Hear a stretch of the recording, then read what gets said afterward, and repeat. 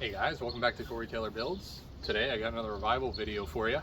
We're going to be working on this 1967 Chevy Belair, which from what I'm aware has been sitting since 2007 and possibly attempted to start sometime in between there more recently.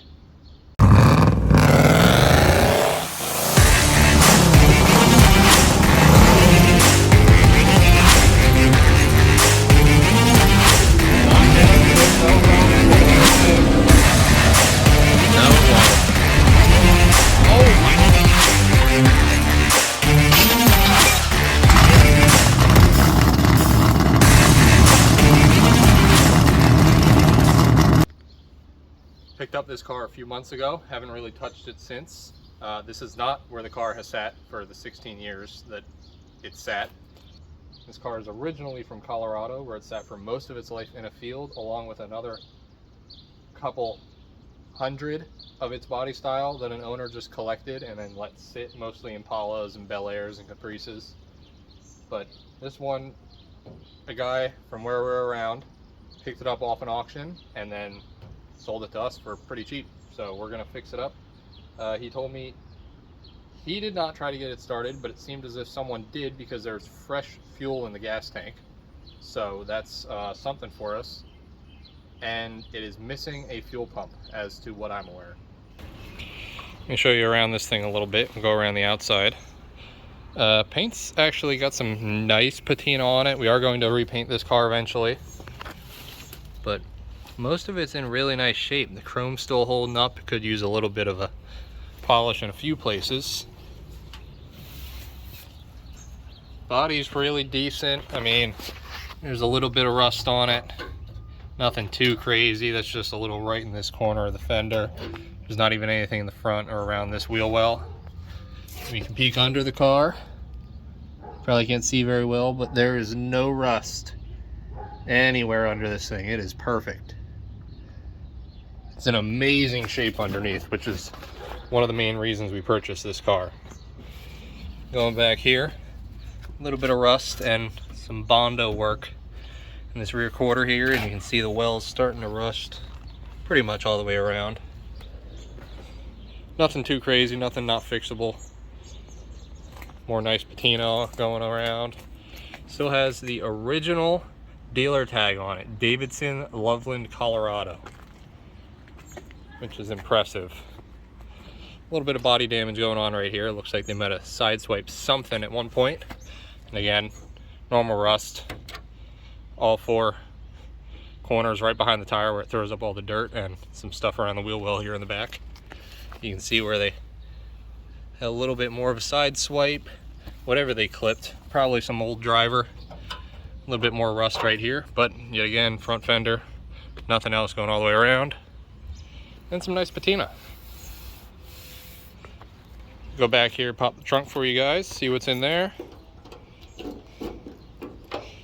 I do have the keys to this car, and the floor in the back here is really nice. It's fully solid everywhere. I mean, I don't see any holes in it. I don't know what kind of oil that is, but it looks like it's been in here for a while. I see a 10, I think, 10W30 CarQuest oil. Been sitting here for a while. There's the original jack to the car, some random lug nuts, an old snowbird, and an HEI distributor, which is not off this car, so I don't know where that came from. There's a little bit of a rat's nest right up there if you guys can see it on camera. Our spare tire's missing. I don't know what we're gonna do. See how nice the paint is in here. Yeah, that's real nice. Color difference just from the sun fade. Show you the interior of this thing. Now, it does smell like an old lady's house in here, but it's not bad. I thought it'd be a lot worse from how rough it is in here. I mean, there's just rat's nests hiding everywhere. Seats, not good. They could be recovered though. The foam's not horrible. It's a little worn in here, but shave it down a little bit, put some new padding over it. Carpet is disintegrating, but floors are underneath it. Dash pad shot, a little bit of surface rust going on the steel pad. Just don't even look at the headliner, ignore that. It's all not bad. Got a cassette player in here, Jensen. Back seat, it looks like we might have some sort of plants growing in the window well back there. There's a fire extinguisher.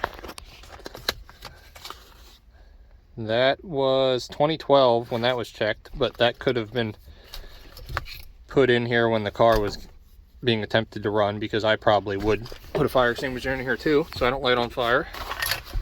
We have our hood springs back here, which I am going to try to put back on. The floor is wet right here. There's one of our hard caps. I'll have to check. I think we're missing one of those. Parts of the headliner. Some more crap. Overall, not horrible, but needs new carpet, new pad, new headliner, seats recovered. Seats aren't absolutely horrible. That one's eaten away. This license plate here is why I think it's been sitting for 16 years. Now, I have no idea, actually. It could have been sitting from 03, which would have actually been, what's that, 20 years? Actually, yeah, duh, it's 2023 right now. So it would have been 20 years. There's a 7 over here. Now, it does say July right there. So I don't know if this means July of 03 or if it's July of 07. I have no idea. I don't know how Colorado works with their stickers, because here in Pennsylvania, we just get one sticker that has the year on it. So this is a little confusing for me. So this is either 03 or 07. If you're from Colorado and you know what this means, comment it below. So I'm going to go with 16, just because I don't want to say, oh, it's been 20 years. Someone's going to be in the comments like, oh, no, that was 16 years. What are you talking about? All right, listen. Let's get under the hood of this thing. Wow, that's heavy. All right. It's almost like that's just a solid chunk of steel. And no hood springs still.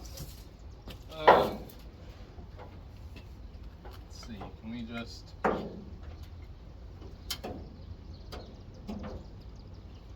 put that there temporarily? I can show you around in here. Looks like missing an air cleaner,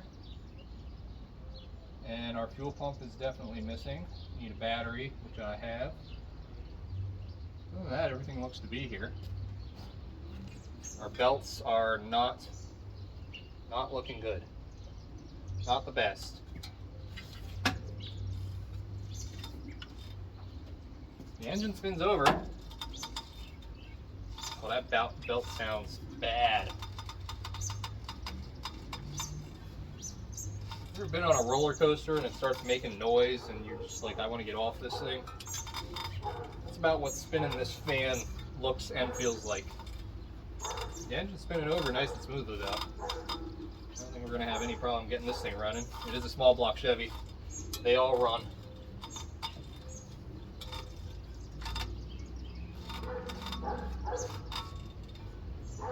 Alright, let me show you around in here. It's pretty simple. I mean, it's a 67. They didn't really have much going on.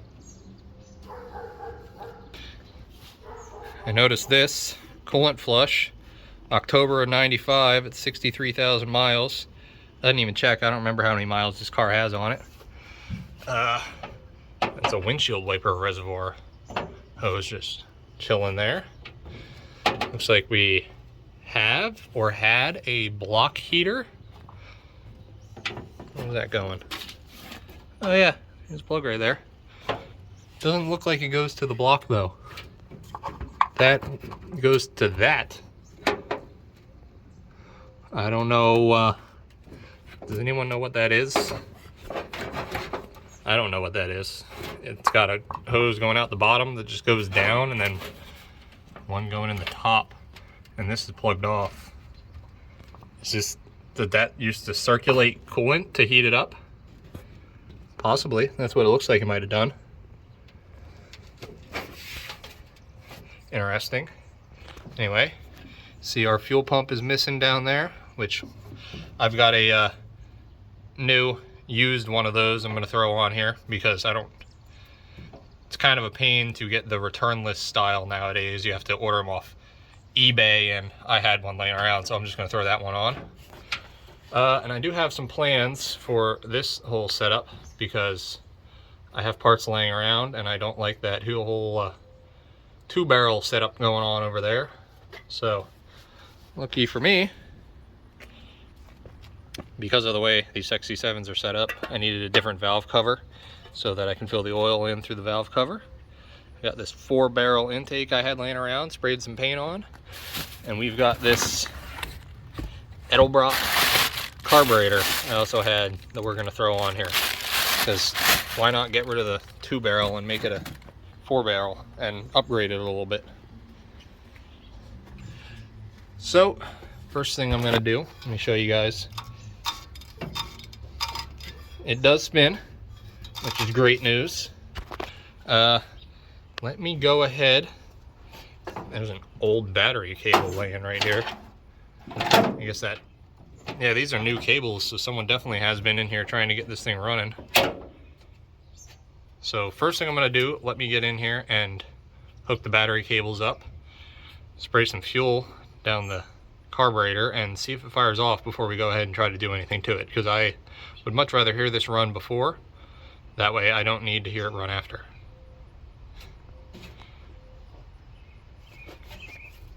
Before we do anything, I'm going to go ahead and hook a battery up to this thing, make sure it spins over from the starter, and I'm going to put some fuel down the carburetor. That way I know this thing's going to run before I do all this work to it, because it's really going to suck if it doesn't run or something's wrong. I mean, it spins over, so with these small block Chevys, it's very likely this thing's just going to run no problem. But for all I know, it's got lobes wiped out on the camshaft or bent push rods or something. So this is going to be the best way to make sure it's all good to go. Okay, I went ahead and threw a Christmas movie battery in here, Die Hard. And we're going to go ahead,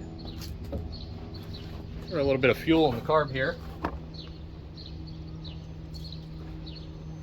Luckily I have a fire extinguisher. And we're going to see if this thing wants to fire off for us before we go ahead and try to pull stuff apart.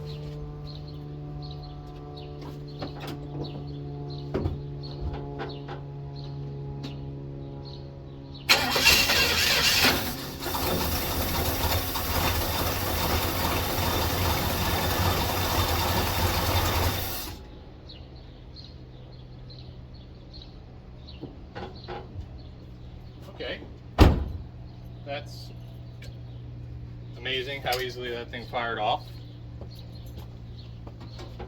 I guess it wants to live. Barely even sputtered a little bit. Just took that fuel right down, fired up, and ran. All right, well, with that in mind, let's go ahead and, what do we want to do first? Let's put our hood springs on so I don't have to sit there and have this pole here, and then I can actually take the valve cover, take the intake manifold off so that I can put our new stuff on there.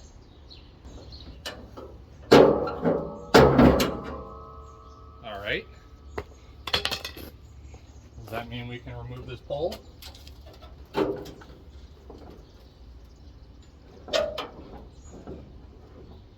They're still wobbly. Are they?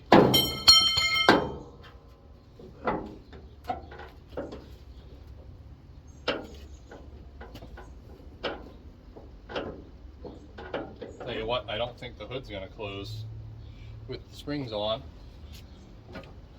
but I'll leave them on there for now so that I can get this done. Those hinges look shot. They're like folding over and the bolts are loose. I'll probably have to find some new hinges for this thing. But they're good for now. I'll leave them on there. That way I can keep my bar off of the engine, because there's not really another flat place to put it. Get the work done, and then we'll put them back on. That makes sense to me. Right? Right. All right. Now, we're going to get right into the fun stuff.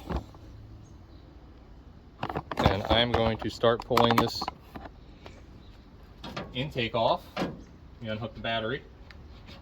We'll start pulling this intake off, getting everything drained out of it, and swapping our new intake on. Oh, would you look at that? Wing nut. Perfect. All right, let me get to work here. All right, finally ready to get this intake manifold off. Let's go ahead and see if we can get it broken free. Come on.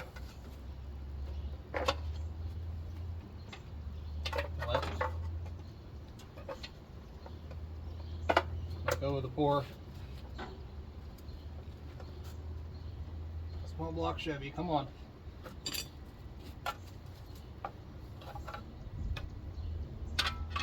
Huh. I don't know where to pry on this thing that's going to cooperate with me.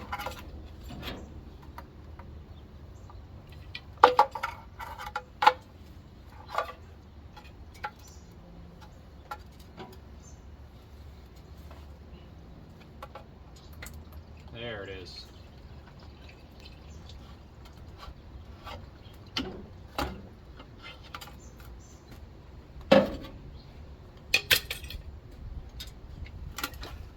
Oh, you're just going to come right off. Perfect.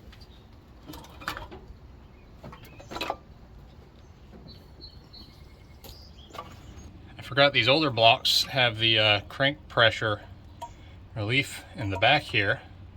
Come up through here, go to the air filter. So that's their PCV system. See, I'm leaking coolant all into here, but pretty clean in here. Nothing feels wrong. Not half bad at all. That one's got a little bit of play in it. Maybe I can check that at the top. This is hydraulic, so it shouldn't really have any, but maybe it just came loose. We'll find out. Let's get some paper towels laid in here and go ahead and clean these surfaces up and get our new intake manifold put in here. Okay, got all the gaskets set on here. Always put a little bit of RTV around your water jackets just to make sure they seal properly, as well as in the corners on both of the ends on your china walls. We're going to go ahead and drop this intake manifold on now and bolt it down. Okay, our intake is all in, bolted down, ready to go. It is actually the next day now, and you can see I've removed our hood springs because they were folding the hinges in. So we're back to our trusty pipe here now that the intake's back on. Next thing we're going to go ahead and do here is we're going to get the distributor put back on, lined up. After that, we'll get the coil on, and then we'll finally get to the carburetor. Okay, we got the spacer on and the carburetor all mounted up and good to go. Next thing we got to do is get our throttle linkage and transmission control linkage all connected up, which pretty much kind of hard to see. We need to move these. You see that big hole is where we need to go, and this is back a little bit. But there are threads here, so we need to unthread this and move it forward far enough where it needs to go. Same thing down here. This is back just a little too far. It should sit somewhere about the center of this, so we're going to adjust it all the way. We're just going to unthread it. See, it spins. We're going to unthread it until it lines up where we want it. Put the stud back in, and then we'll be good to go. Now we got our throttle linkage and TV cable hooked up. It's all good to go. That is not full throttle, by the way. The choke's on. It goes a little farther than that. So if you're wondering why the TV is not moving, that's because there's still more throttle to go.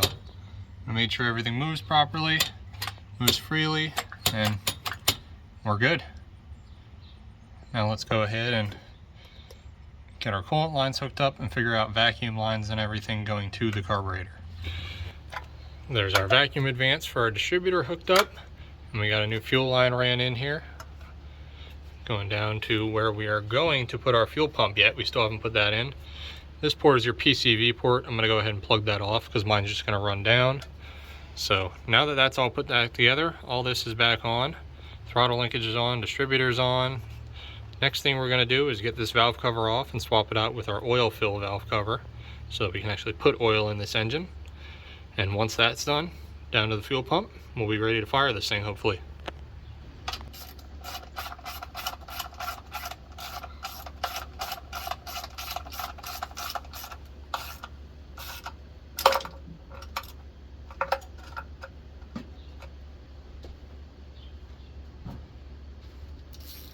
That was easy.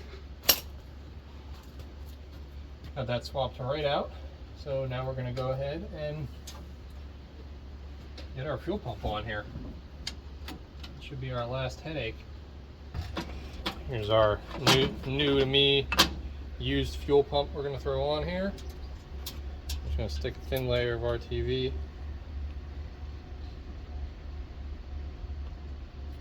Make sure this seals up against the old gasket that's down there.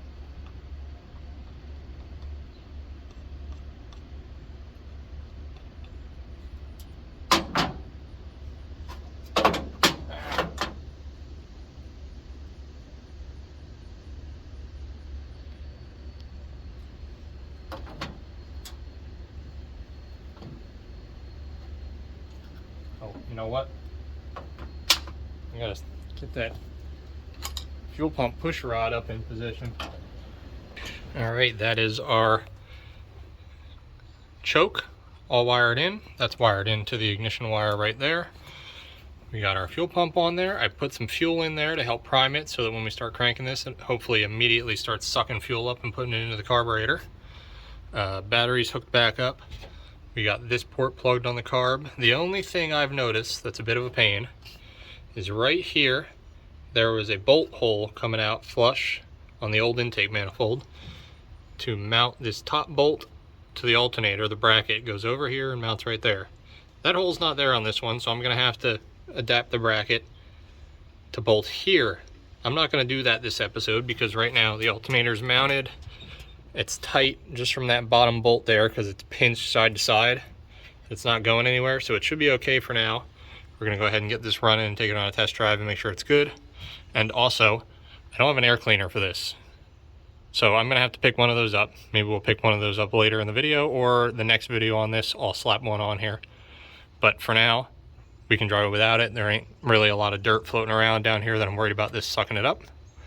So let me set up the camera and we're gonna try to start this thing up and see how this edelbrock does. Tune it a little bit, adjust the distributor, and take this thing on its first drive in 16 years. Okay, let's go and give this thing a couple cranks. See if we can make this 283 roar to life. Before I do that, let's make sure these aren't closed all the way. Should be 1.5, yep. They're both 1.5 turns open, I'm assuming. Yes. Both are 1.5 turns, which is typically about what an idle screw is set at on a carburetor. I don't know what the idle's set at, but we're going to find out if this thing fires up. Let's go give it some cranks.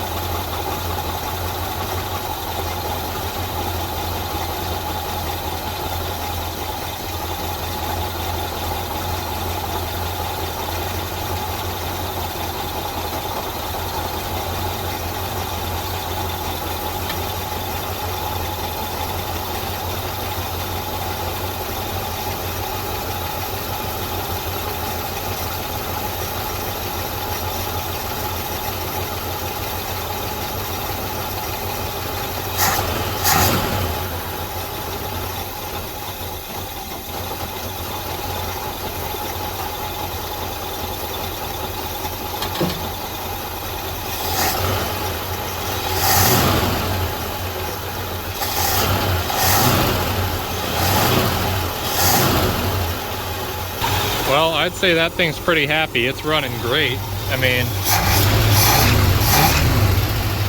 barely had to do any work to the carburetor there, just a few screws on the idle, and just a few screws on the idle mixture, and then adjusted the idle screw itself, and that's good to go. It's running pretty good. Might be a little high right now, but you can see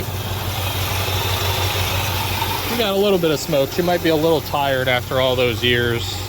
As far as I'm aware, this is the original 283 that came in this thing, and I don't know anything different, so that should be original. It's running good. Showing we got a full tank of gas, but I don't actually know how much is in there. It was clean. I checked it.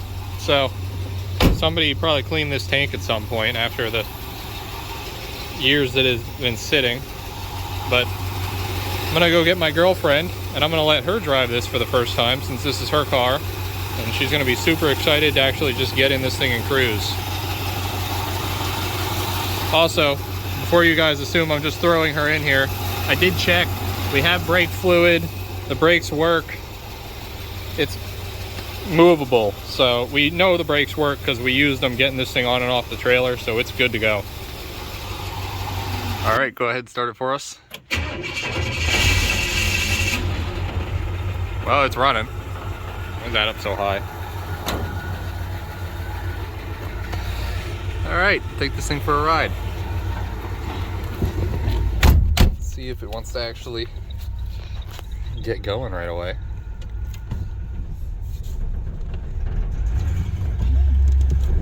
The brakes don't work.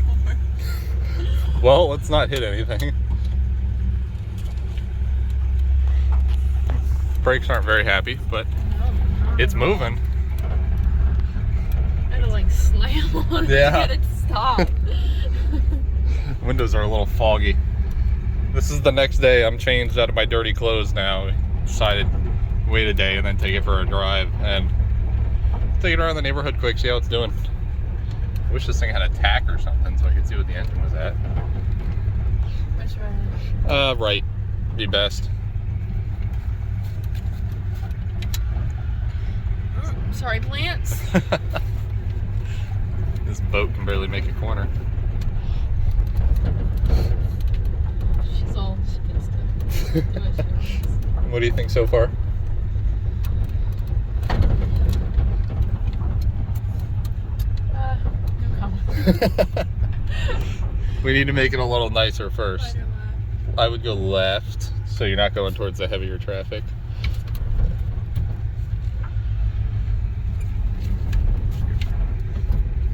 There's a guy running.